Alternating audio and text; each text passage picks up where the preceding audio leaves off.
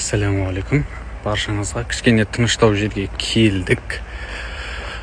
Жарты сағаттай болып жүріп келе жатқаныма ойыма түсіп тұрған кезде бір дүниелер айтайын, жазбай-ақ, тірі дауыста.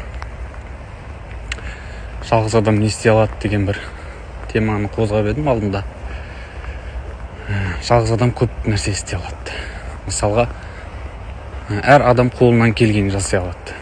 Бірақ біздің проблема сол қолымыздан келіп тұрғанды да жасамаймыз да біз.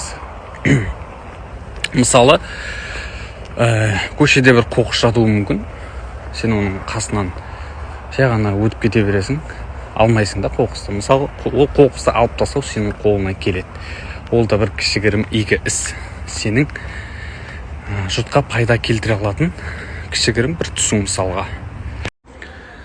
Сол сияқты сен көптеген игі істер жасай аласың.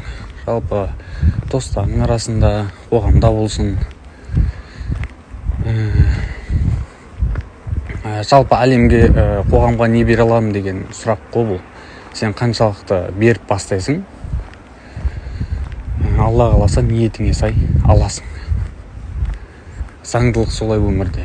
Сен бірінші алуың үшін бере алуың керек.